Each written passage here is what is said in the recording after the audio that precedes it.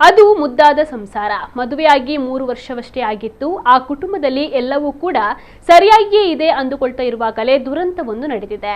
2 ವರ್ಷಗಳ ಹಿಂದಷ್ಟೇ ಪ್ರಪಂಚಕ್ಕೆ ಬಂದು ಈಗಷ್ಟೇ ಕಣ್ತೆರೆಯುತ್ತಿದ್ದ ಕಂದಮ್ಮನನ್ನ ಹೆತ್ತವರೇ ಕತ್ತು ಹಿಸುಕಿ ನಂತರ ಅನಾಥನನ್ನಾಗಿ ಬಿಟ್ಟು ಹೋಗಿರುವ ಕರುಳು ಹಿಂಡುವ ಘಟನೆ ಮಂಡ್ಯ ಜಿಲ್ಲೆಯಲ್ಲಿ ನಡೆದಿದೆ. ಹೊಸಕೋಟೆ ಗ್ರಾಮದ ದರ್ಶನ್ ಮತ್ತು ದಿವ್ಯಶ್ರೀ ಕಳೆದ 3 ವರ್ಷದ ಹಿಂದೆ ವಿವಾಹವಾಗಿದ್ರು. ಈ ದಂಪತಿಗೆ 2 ವರ್ಷದ ಮಗು ಕೂಡ ಇತ್ತು. ಕೌಟುಂಬಿಕ ಜಗಳಕ್ಕೆ ಹೋದ ದಂಪತಿ ಇಂದು ಬೆಳಿಗ್ಗೆ ನೇಣಿಗೆ ಶರಣಾಗಿದ್ದಾರೆ ಎನ್ನಲಾಗಿದೆ. ಅದೃಷ್ಟವಶಾತ್ 2 ವರ್ಷದ ಮಗು ಅಸ್ವಸ್ಥಗೊಂಡು ಬದುಕುಳಿದಿದೆ. ಸದ್ಯ ಮಗುವನ್ನ ಆಸ್ಪತ್ರೆಗೆ ದಾಖಲಿಸಿ ಚಿಕಿತ್ಸೆಯನ್ನು ನೀಡಲಾಗ್ತಾ ಇದೆ. ದಂಪತಿಯ ಕೆಟ್ಟ ನಿರ್ಧಾರಕ್ಕೆ ನಿಖರವಾದ ಕಾರಣ ಮಾತ್ರ ತಿಳಿದು ಬಂದಿಲ್ಲ.